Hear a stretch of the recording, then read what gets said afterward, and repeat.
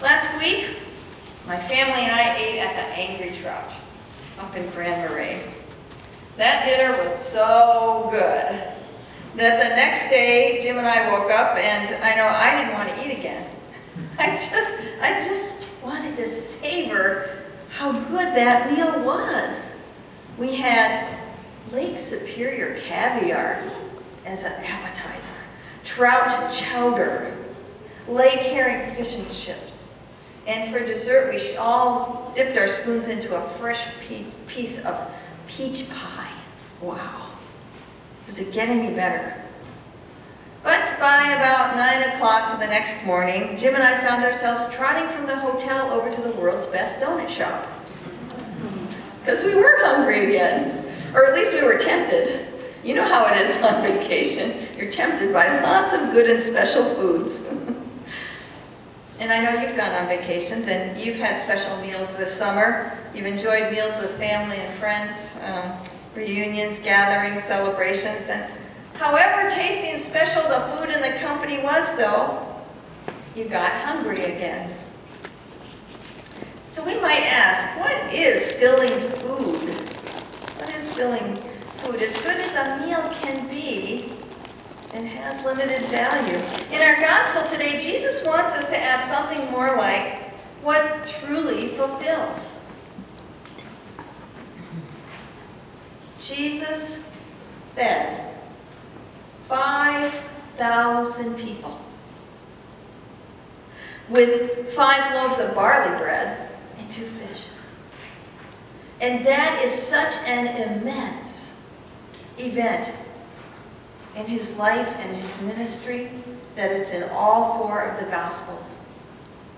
And each summer, for 5 whole weeks, we live in the Gospel of John chapter 6, that section by section covers this amazing gospel story.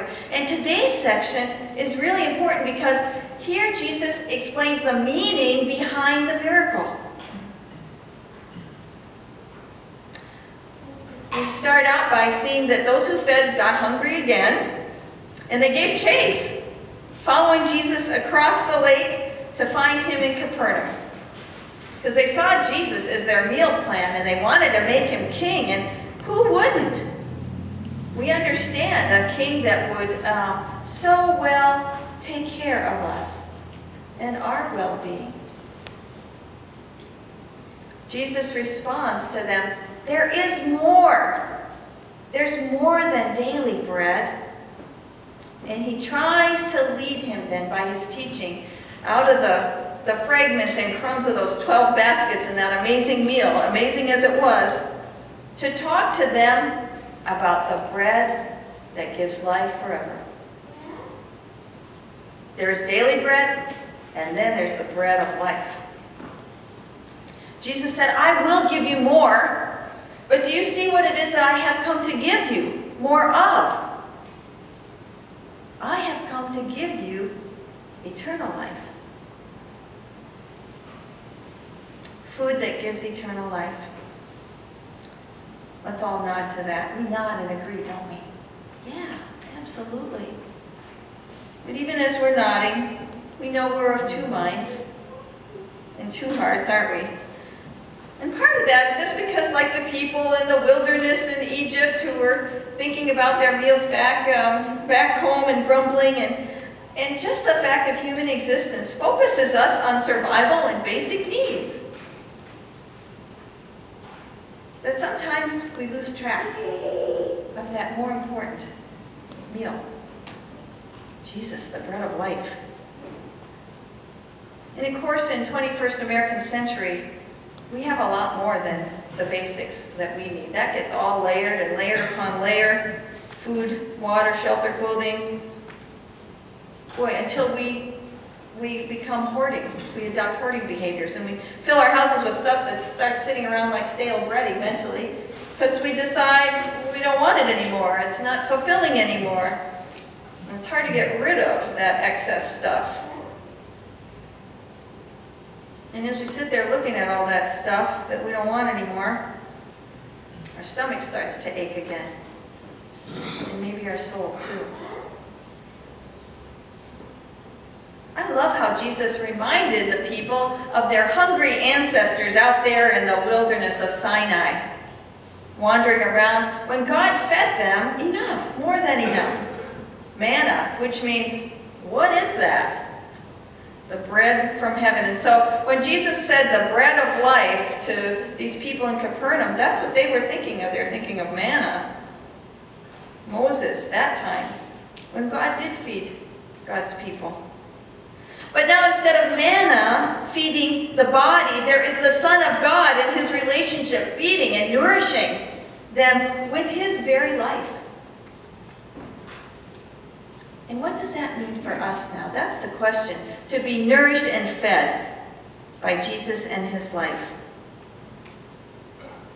When we can't even really manage well the food that God gives us, even though we know better, we can't seem to produce the right kind of healthy food, and we can't seem to always choose to eat the right kind of healthy food for us. And even though there are sufficient amounts of food for everybody to eat, people go hungry in America, especially lots of children. And so that got me thinking about something called a food desert in America. How many of you have heard that term or know what a food desert is? Nancy? Haley, do you, JC? Yeah. Marie, you know that, right? And so here's what a food desert is. And we have them in Minnesota in every state. And it can be in a city or it can be a rural area. But it's a place, it's a community that doesn't have access to fresh, healthy, and affordable food. So I think about neighborhoods like in Minneapolis, where a Cub food store won't invest. And so it leaves people who are already impoverished without healthy, affordable food, access to that. They might have to go a mile or two, and they might not have anything but public transportation to even go there. Instead, they have to eat fast food and buy food from convenience stores. And think about the health implications of that and how impoverished they are by these food deserts. And this was a number of years ago. You can go on a USDA site, and they've got like a map that tracks. You can zoom in on all kinds of places and see the level of, food deserts.